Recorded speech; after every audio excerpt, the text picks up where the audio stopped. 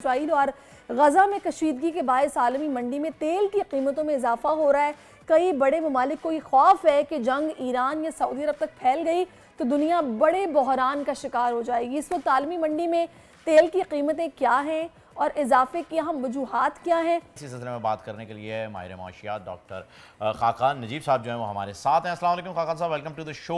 Sir, सबसे पहले तो ये बताइएगा, इस रिपोर्ट का पस मंज़र में अगर हम देखें तो इंटरनेशनली पेट्रोल प्राइस और ऑयल के प्राइसेस जो हैं वो इस जंग की वजह से बढ़ रहे हैं और मज़ीद बढ़ने के इम्कानात भी हैं। तो ये जो पाकिस्तान में सिलसिला शुरू हुआ था पेट्रोल प्राइस कम होने का, और एक खबर ये भी आई थी कि मज़ीद 40 या 39 रुपये जो हैं वो कम होने जा रहे हैं, तो अब ऐसा होगा या मुमकिन नहीं? बिस्मिल्लाहिर्रहमानिर्रहीम। देखिए, पहली बात तो ये है कि ऑयल की कीमत जंग से पहले 95-96 डॉलर पे थी ब्रेंट की। फिर उसके बाद जब मार्केट सेटल हुई तो ये 84 डॉलर्स बैरल पे आ गई। उसका कुछ आपने ये असर देखा कि पेट्रोल की कीमत में 2 हफ्तों में 48 और डीजल की कीमत में तकरीबन 36 रुपए आपने एक कमी देखी। उसके बाद जब मिडल ईस्टर्न कॉन्फ्लिक्ट शुरू हुआ तो ये बढ़ना शुरू हो गई और इस वक्त तकरीबन राइटली 90 डॉलर्स बैरल पे कहीं ट्रेड कर रही है।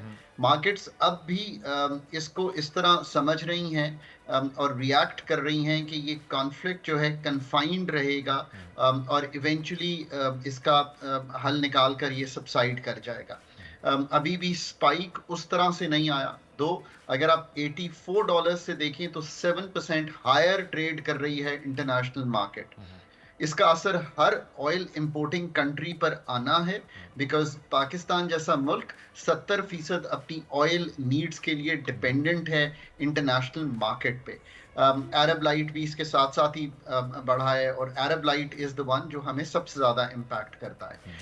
क्योंकि हमारे रुपए की कदर में एक इस्तेहकाम आया था और रुपी को मार्केट बेस्ड एक्सचेंज रेट में दोनों साइड्स पे depending on the supply and demand and other conditionalities of the market move करना चाहिए, और वो स्ट्रेंथन हुआ था by the measures that the government had taken. और इस उम्मीद से कि आईएमएफ का मिशन आ जाएगा जो कि आ रहा है, इस उम्मीद से कि हम और पैसे बाहर से सिक्योर कर पाएंगे, अपनी डेट नीड्स भी और नॉन डेट इंस्ट्रूमेंट्स यानी कि एक्सपोर्ट्स और रेमिटेंसेस को भी आने वाले दिनों में बढ़ाएंगे।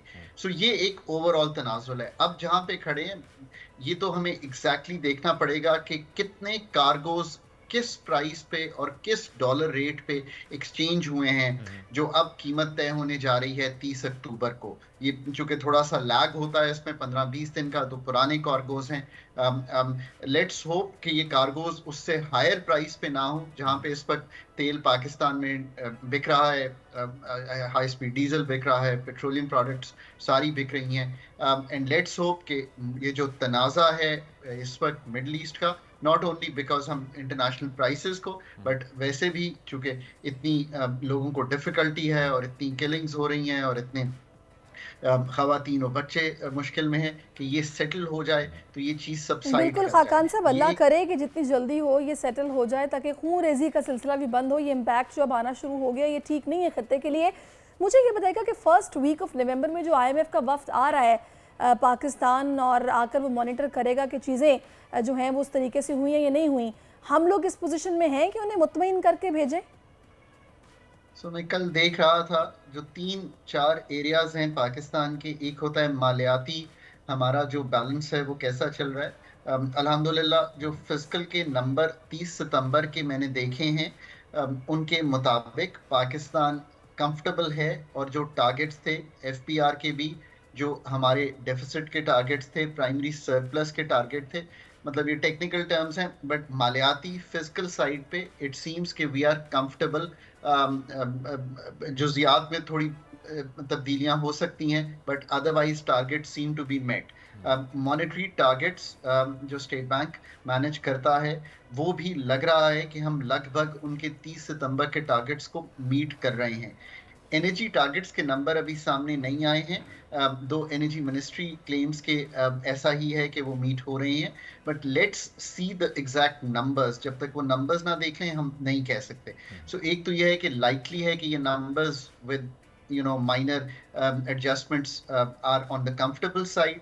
So that's a real sigh of relief, क्योंकि मैं बार बार कहता हूँ पाकिस्तान को आईएमएफ का स्टैंड बाय अरेंजमेंट कंप्लीट करना है। ये प्रोग्राम नहीं है, ये एक अरेंजमेंट है।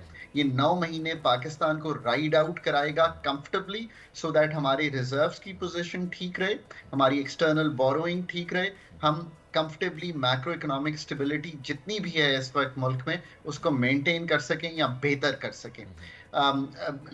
उसके याद रखिए कि जब भी आईएमएफ मिशन आता है तो फॉरवर्ड लुकिंग भी बात होती है, तो सब लोग हैरान ना हो।